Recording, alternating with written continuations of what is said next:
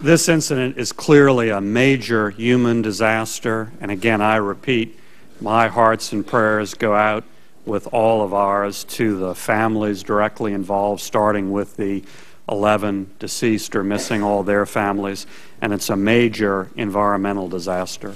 Clearly, we need to learn an enormous amount from these events, and significant changes will have to be made to federal law and policy and procedure in light of that.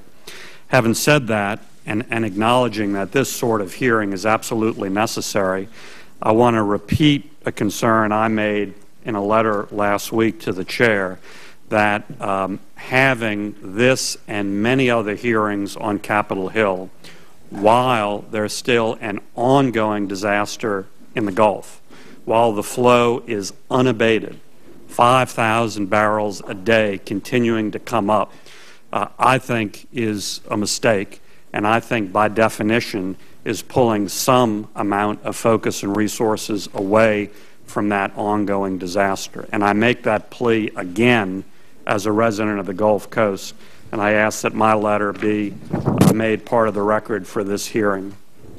Secondly, Madam Chair, you mentioned a number of responses that have to happen. First, stopping the flow, absolutely.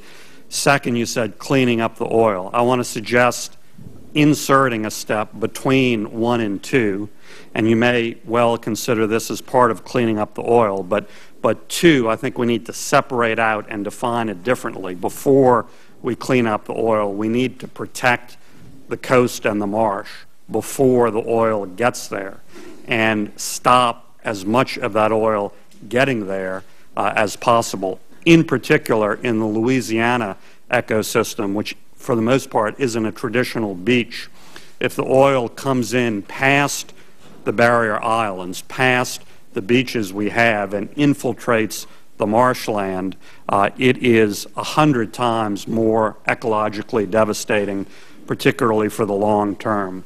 And so I think there needs to be a very specific focus on protecting the beach and barrier islands and marsh and preventing as much of that exposure as possible. I look forward to this hearing, and I'll be particularly focused on about 5 topics. Number 1, I'd like an update on all efforts to stop the flow, including the relatively new idea of a junk shop approach to putting material in the BOP or the piping.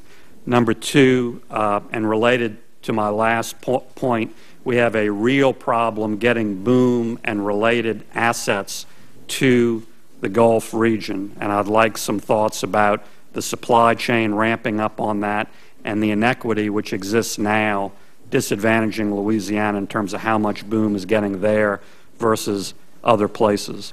Number 3, there is a very innovative proposal put out by the state of emergency dredging to build up the barrier islands and to extend some of our barrier islands to protect the coastline.